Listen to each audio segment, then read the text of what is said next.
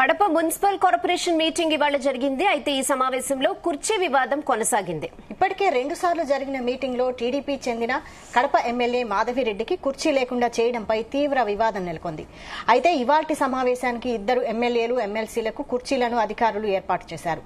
Kadapa MLA మాధవిరెడ్డితో పాటు Kamalapuram MLA Putta Chaitanya Reddy, ఎమ్మెల్సీలు రాంగోపాల్ రెడ్డి, రామచంద్రారెడ్డికి కుర్చీలు ఏర్పాటు చేశారు.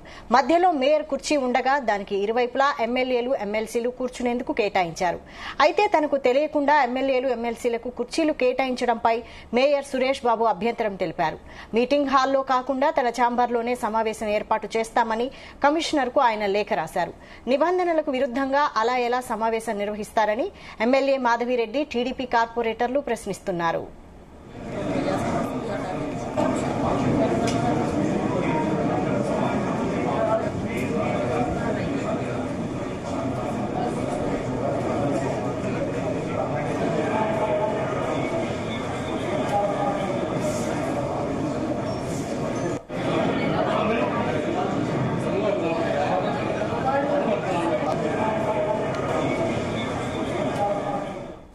అంశంపై మరిన్ని అప్డేట్స్ మా ప్రతినిధి రామచంద్ర అందిస్తారు. రామచంద్ర.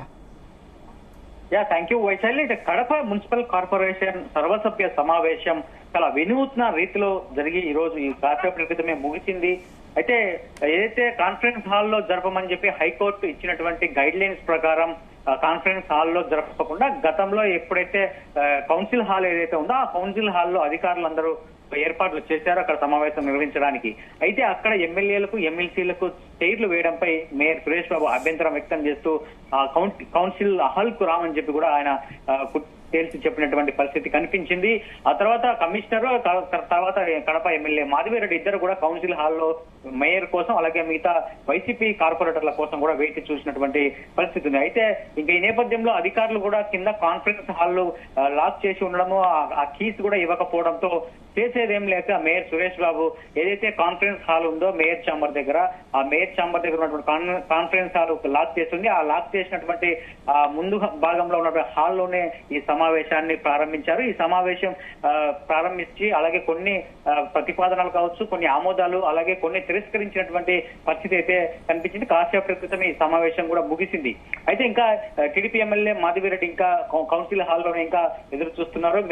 మేయర్ ను కలిసి ఇంతవరకు కమిషనర్ ఇంతవరకు మేయర్ ను కూడా కలవలేదని చెప్పి కూడా మేయర్ చెప్తున్నారు. అయితే గత 2 నెలల నుంచి కూడా గత ఏదైతే సమావేశం డిసెంబర్ లో జరిగిందో అప్పటి నుంచి కూడా ఇప్పటి వరకు ఆ కౌన్సిల్ హాల్ కు వేసినటువంటి లాక్ ఎవరి దిగుతుందో తెలియదు, ఎటువంటి సమాధానం చెప్పలేదని చెప్పి కూడా మేయర్ చెప్తున్నారు.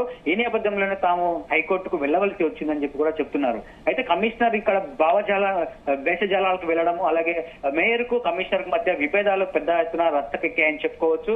ఏదైతే కమిషనర్ ఎమ్మెల్యేకి హ్యాండ్ ఓవర్ లో పనిచేస్తున్నాడు, మేయర్ తో పాటు కలిసి పనిచేయాల్సినటువంటి మున్సిపల్ కమిషనర్ మాత్రం ఎమ్మెల్యే కింద పనిచేస్తున్నాడు, ఎమ్మెల్యే చెప్పినట్లు ఆడుతున్నాడని చెప్పి కూడా మేయర్ సురేష్ బాబు ఆరోపణలు చేశారు. ఇంతవరకు కమిషనర్ నన్ను వచ్చి కలవలేదు, కనీసం సమావేశం పైన పెట్టాము, కింద పెట్టడానికి కుదరదు అని కూడా ఇంతవరకు కమిషనర్ చెప్పలేదు.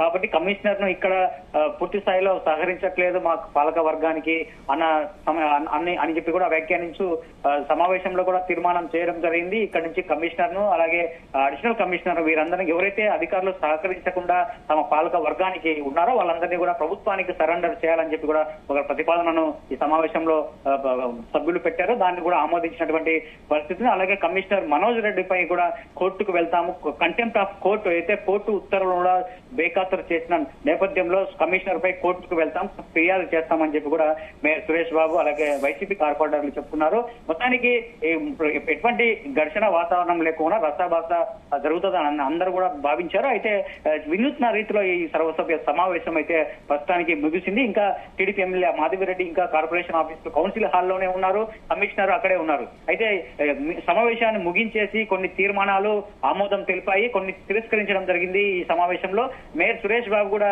త్వరలో కోర్టుకు వెళ్లి జరిగిన పరిణామాలను కూడా కోర్టు ముందు ఉంచుతామని చెప్పి కూడా చెప్తున్నారు.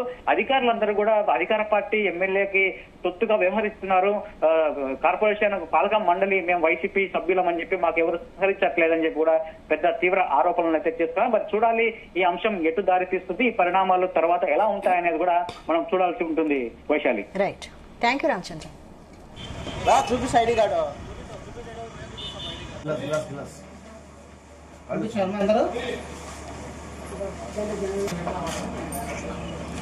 ఇక తీసిందా ఉడిపోతాను అందరు పాస్ అండి